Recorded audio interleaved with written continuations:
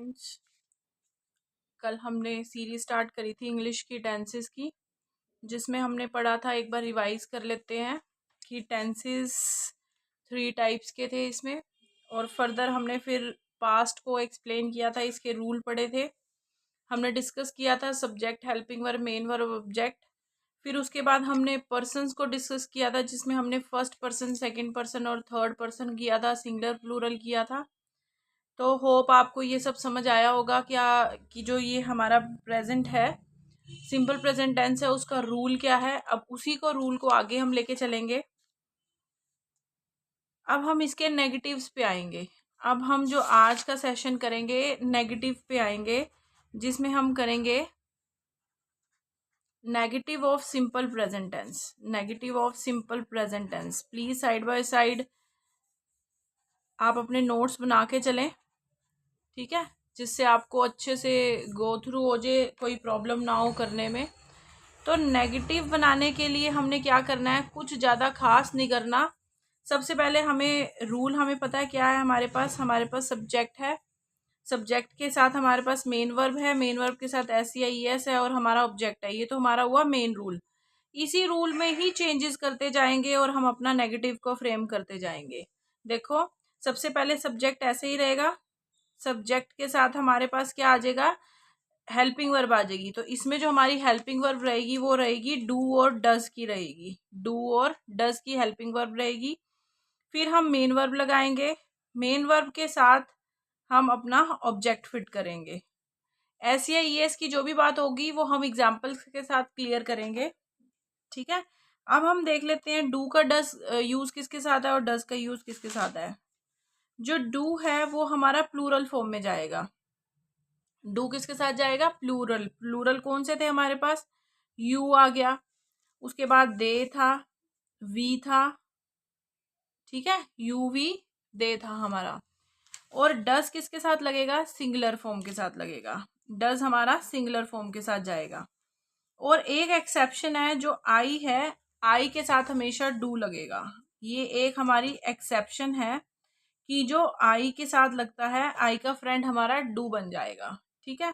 तो जैसे मैंने बोला ही के साथ क्या लगेगा, शी के साथ क्या लगेगा, उसके बाद दे के साथ क्या जाएगा, तो ही का फ्रेंड कौन हो जाएगा, do, sorry does, he does, she does. Note है तो आगे नोट आ जाएगा। दे के साथ भी क्या आएगा, प्लूरल है, तो दे के साथ भी, दे हमारा प्लूरल है तो इसके साथ हमारा डू जाएगा, डू नोट होगा। फिर हम पढ़ रहे हैं वी भी प्लूरल है तो प्लूरल के साथ डू नोट जाएगा। यू सिंगुलर प्लूरल दोनों की तरह ट्रीट होता है, बट यू के साथ हम प्लूरल फॉर्म देंगे, डू नोट आएगा, ठीक है। तो ये तो था हमारा डू और डज का यूज, इसको नेगेटिव फ्रेम के करने के लिए। अब इसको हम क्लियर करते हैं एक एग्जाम्पल के साथ। देखो, जैसे I brush my teeth, I brush my teeth daily. इसका क्या मतलब हुआ कि मैं अपने टीथ डेली ब्रश करता हूं।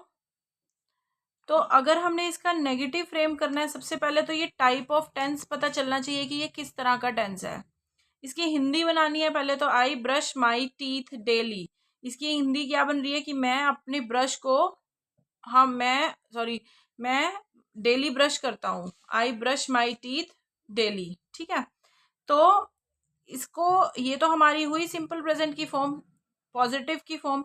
अगर इसको नेगेटिव, इसकी हिंदी पहचानी और लास्ट में ये है कि मैं अपने टीथ को ब्रश करता हूँ डेली, ये इसकी हिंदी हुई। करता हूँ लास्ट में आया तो पता चला हमारा ये कौन सा टाइप है, सिंपल प्रेजेंट टाइप है। अब जब हमने इसका नेगेटिव फ्रेम करना है, नेगेटिव के लिए हमें पता है सबसे पहले सब्जेक्ट आएगा, सब्जेक्ट के बाद डू या डज आ जाएगा, नोट आ जाएगा, और फिर उसके बाद क्या आ जाएगा, हमारा जो भी फर्दर रह जाएगा वो चीज आएगी। जैसे आई का फ्रेंड डू हमने पढ़ा, तो डू के साथ नोट आएगा, तो इसको आप डू नोट भी लिख सकते हो, आप इसको डोंट भी लिख सकते हो। आई डोंट ब्रश, सब्जेक्ट आ गया, I don't brush my teeth daily.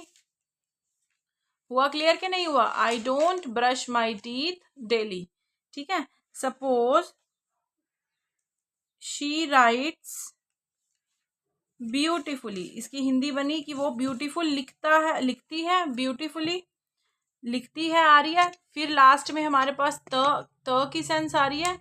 अब हमारे पास त आ रहा है लास्ट में, तो हमें पता चल गया कि ये कौन सा टाइप है, सिंपल प्रेजेंट का टाइप है। इसका नेगेटिव बनाना है तो शी आ जाएगा। शी के साथ हमारा डज लगेगा, शी डज नॉट राइट। अब देखो, अब इसमें राइट हो जाएगा, राइट्स का क्या हो जाएगा, राइट हो जाएगा। क्यों? क्योंकि ईएस की फॉर्म पहले ही आ गई है, एक लाइन में एक सेंटेंस में एक ही बार आएगी। तो she doesn't write beautifully. I hope it is clear to all of you. ठीक है, अब हम अपने रूल पे आते हैं। हमने कहा था इसके कुछ चेंजेस करेंगे हम, बट बाद में करेंगे जब हम सेंटेंस को विद एग्जाम्पल देखेंगे। तो सब्जेक्ट के साथ हमने डू और डज लगाया। अब इसके साथ हमने नोट लगाना है, क्योंकि नेगेटिव का नोट तो हमने कभी पढ़ा ही नहीं इसमें कि नोट भी आ रहा है इसमें। तो subject, do, does, note, main verb और ऑब्जेक्ट।